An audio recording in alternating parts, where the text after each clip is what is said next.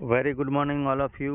आज का वीडियो मैं थोड़ा वॉक करते हुए आपके लिए प्रिपेयर कर रहा हूँ, जो 10th और 11th के लिए हमें हाफ ईयरली एग्ज़ाम के प्रैक्टिस के लिए हेल्प करेगा। तो आइए हम बिना समय गंवाए देख लेते हैं। देखिए, यहाँ पर कुछ हमारे पास में सेंटेंसेस है जिनको हम सॉल्व करेंगे। क्वेश्चन नंबर 7 देख सकते हैं। Fill in the blanks with the correct form of the verb. इसका मतलब हमें करेक्ट टेंस भरने हैं, तो इससे हमें कुछ रूल्स का भी रिवीजन हो जाएगा।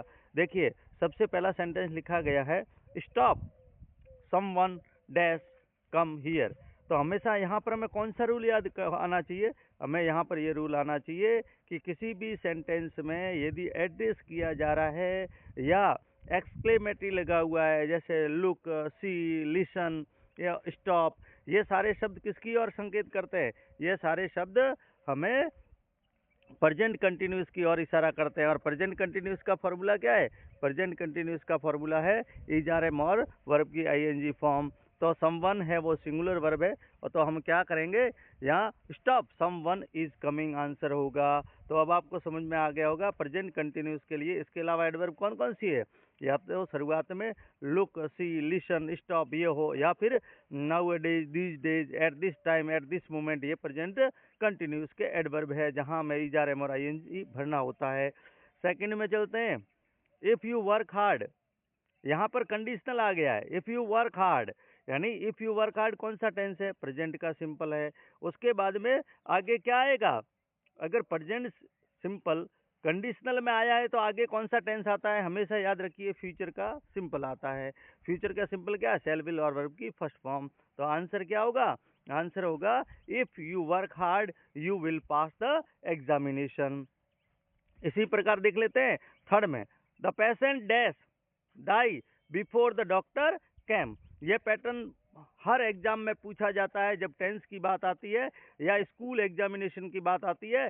बिफोर और आफ्टर हम पहले वीडियो में भी कर चुके हैं डिस्कस इसको, कि बिफोर से पहले पास्ट का परफेक्ट, और क्योंकि बिफोर का अर्थ ही पहले होता है, और बाद में क्योंकि पास्ट का सिंपल आया है। द डॉक्टर कैम वर्ब की सेकंड फॉर्म है, तो यहाँ पहले कौन सी आएगी? The patient had died, had plus third form past का परफेक्ट। चलिए फोर्थ देखते हैं।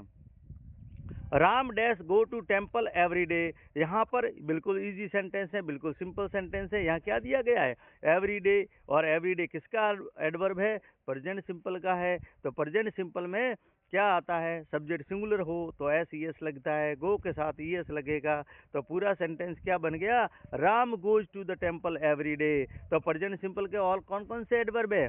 Always, never, every month, every week, every year, usually, generally, frequently, ये सेल्डम, ये सारे के सारे प्रेजेंट सिंपल के एडवर्ब है जहां पर हमें वर्ब की फर्स्ट फॉर्म भरनी होती है या सिंगुलर सब्जेक्ट होने पर एस ई एस भरना होता है।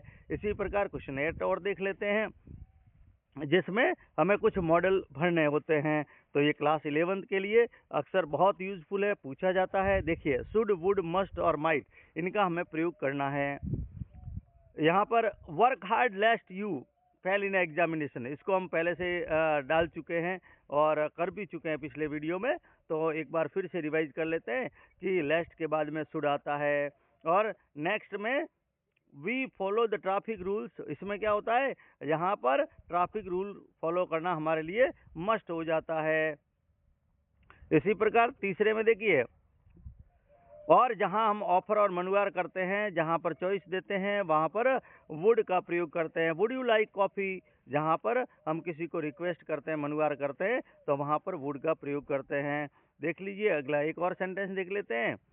There are no cloud in the sky, it rain today, may और माइट में से हमको भरना है।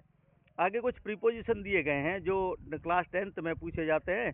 What is the time, what is the time your watch. और ये बहुत बार एग्जाम में पूछा गया है, और ये कॉमन रिपीटेड क्वेश्चन है कि घड़ी से टाइम बताने के लिए हम बाई का यूज करते हैं, न कि एट का, न इन, क्योंकि हमें हिंदी के अर्थ में लगता है कि घड़ी में कितने बजे हैं। तो मैं शब्द के लिए हम क्या गलती करते हैं? इन डाल देते हैं कि घड़ी में 12 बजे हैं, या घड़ी में आपकी घड़ी में कितने बजे। तो हमेशा ध्यान रखिए जब हम वॉच द्वारा टाइम बताते हैं तो हम क्या करते हैं, हम बाई का इस्तेमाल करते हैं। और अगला किसका एग्जाम्पल है, अगला एग्जाम्पल है फिक्स प्रीपोजिशन का। क्लास 10th में कुछ फिक्स प्रीपोजिशन पूछे जाते हैं, जिसमें यहाँ पर देखिए ही इज अफ्रेड कैट्स, तो हमेशा अफ्रेड के साथ में क्या होता है, अफ्रेड के साथ में ऑफ आता है, अफ्रेड ऑफ कैट्स। तो अफ्रेड के साथ हम क्या करते हैं, ऑफ का प्रयोग करते हैं।